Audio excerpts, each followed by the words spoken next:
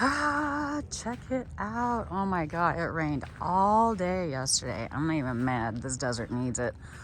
And it was nice. It was kind of like having a snow day. That's about as close as a snow day in the Sonoran Desert as one gets. A day full of pouring rain. Oh my God, it's just gorgeous out here. Still on the Superstitions, hanging out with Papa Joe and Steve, an outdoorsy guy from Connecticut. Just kind of been hanging out here. We're gonna make our way to Casa Grande Ruins National Monument today, down by Florence, because there's open legislation related to that spot. Fun fact, I learned last week that you can actually search Congress for open legislation related to virtually any issue you may think of. So I searched for public lands in Arizona and found like 8 different bills that are going on around here related to stuff going on in Arizona. I'm not interested in checking out any of the northern ones right now because it's just too damn cold. It's really cold here too, actually. And this is the Superstition Mountains just east of Phoenix. It's typically a lot warmer here, but it's only in the 40s right now. It's cold, cold, cold, and I got a leak in the van, so that's inconvenient. Everything's wet. So gotta go find some place to dry out a bit today. So I'm gonna go to Casa Grande Ruins National Monument and check it out, and then probably go disperse someplace on the Sonoran Desert National Monument for this evening where it's supposed to be warmer and sunnier. That sounds like the sound of breakfast happening soon. Yay!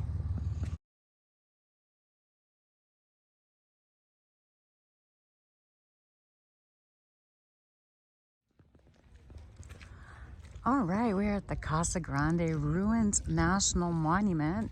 Currently, there's open legislation to expand the boundaries of this national monument to incorporate 2 additional archaeological sites nearby. They're not actually attached to the specific space, but they are very close, and the archaeological artifacts and history and cultural resources that they're trying to preserve are similar in nature to this.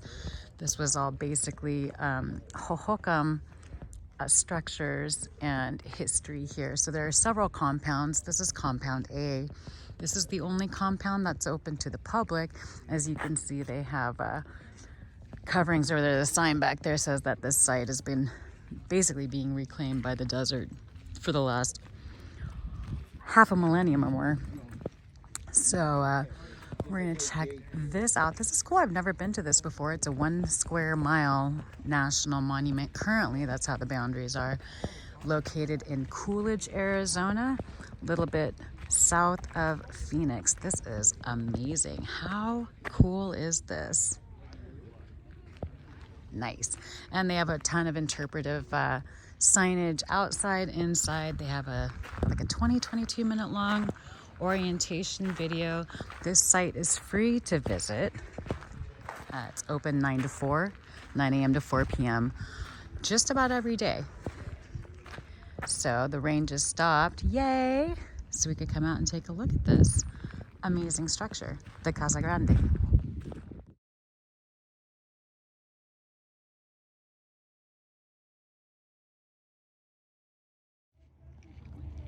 Yeah, this is a really cool site. So they basically have like this compound, the excavations that they've done out here, you know, to sort of unearth the foundations and what's remaining of the walls.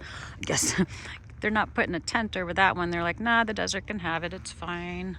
But this one we want to keep. And it's pretty cool out here. So this compound, this is compound A, this is the one you can visit. Compound B, and there's an old ball court here that they've also done some excavating of, is visible through the picnic area. We're gonna go take a look at that part too.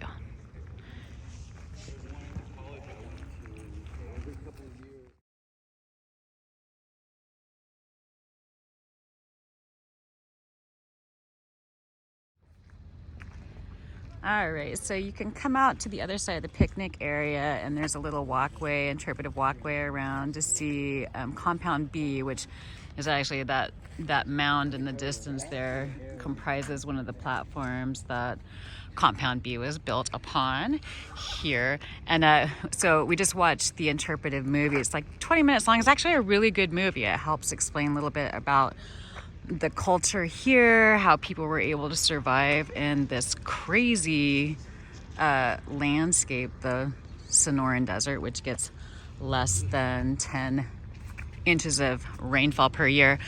And I also, today I learned that the term Hohokam, which is frequently used in interpretation and public land sites to describe these peoples that came here and then, according to, European history, just sort of up and disappeared, that's sort of incorrect because they're, their generations forward are actually still here. There's the Maricopas, the Pimas, the Tohono O'odham, and they're all still living here. Also the Hopi and the Zuni, the two Pueblo tribes, or the Pueblo, part of the Pueblo tribes.